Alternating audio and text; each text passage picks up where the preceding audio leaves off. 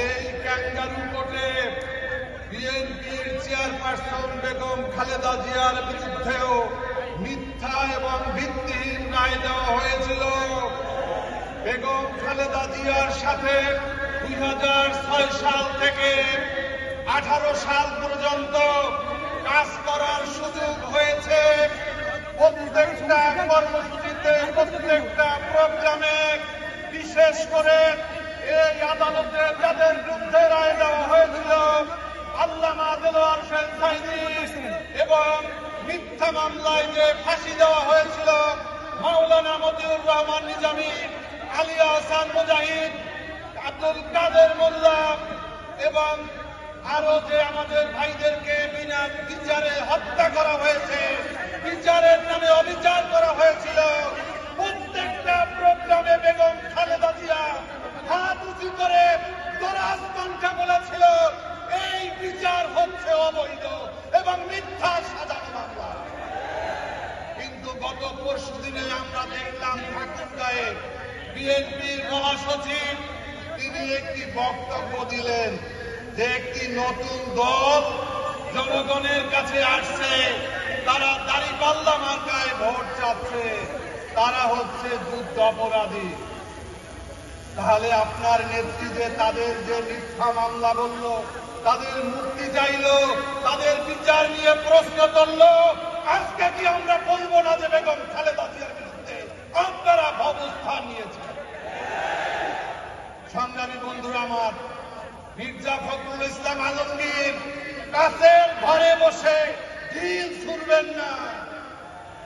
আমরা জানি আপনার পিতা চোখা রাজাকারের কথা আমরা বলে যাইনি, একজন যুদ্ধ অপরাধী এবং পাকিস্তানের পক্ষে অবস্থানকারী সন্তান হিসেবে আজকে আপনি মুক্তিযুদ্ধ নিয়ে নতুন নতুন যুদ্ধ অপরাধী তৈরি করার চেষ্টা করছেন। এই সমস্ত ভাঙ্গা ঢোল আর বাংলাদেশে বাজবে না। 5 তারিখে হাসিনা পালিয়ে গিয়েছে এবং এই মুক্তিযুদ্ধের চেতনার নামে বাংলাদেশে যে বিভক্তির রাজনীতি, বাংলাদেশে যে হানাহানির রাজনীতি, তার বিরুদ্ধে আজকে আমাদের ডাক্তার শফিকুর রহমান ঐক্যবদ্ধ বাংলাদেশের ডাক দিয়েছে। তাই বাংলাদেশ লিবার পার্টি আমরা বিএনপি ছেড়ে আমরা এখানে অবস্থান নিয়েছি। আগামী 12 তারিখে ইসলামী ছাত্র শিবির যেভাবে 5টি ক্যাম্পাসে বিজয় অর্জন করেছে, আমরা জামাত ইসলামীর নেতৃত্বে আগামী বাংলাদেশে আগামী 12 তারিখে এই জাতীয় সংসদ নির্বাচনেও বিজয় ছিনিয়ে আনবো ইনশাআল্লাহ। আব্দুল্লাহপুর থেকে শুরু করে সদরঘাট পর্যন্ত বিগত আওয়ামী লীগের সময়ে আওয়ামী লীগ, যুবলীগ, ছাত্রলীগ, স্বেচ্ছাসেবক লীগ, শ্রমিক লীগের যে অফিসগুলো ছিল আপনারা সবাই জানেন কোন কোন জায়গায় অফিস ছিল। এই অফিসগুলো এখনো আছে, কিন্তু নাম নাই, নাম চেঞ্জ হয়ে গিয়েছে, লীগের জায়গায় দল হয়েছে। আমরা শুধুমাত্র এই ক্ষমতার হাত বদল চাই না, আমরা একটা অর্থবহ পরিবর্তন চাই। আপনাদের মনে আছে কি বিগত 2025 সালের 9 জুলাই এই মিটফোর্ডে চাঁদার জন্য একজন মানুষকে, সোহাগকে কিভাবে পাথর দিয়ে কুটিয়ে কুটিয়ে তারপর হত্যা করা হয়েছিল? তারা কারা আমরা জানি, আজকে তাদের নাম বললাম না। তাদের সাথে এই পল্টনে যারা লগি বৈঠা দিয়ে হত্যা করেছিল তাদের চরিত্রের সাথে তাদের চরিত্র মিলে যায়।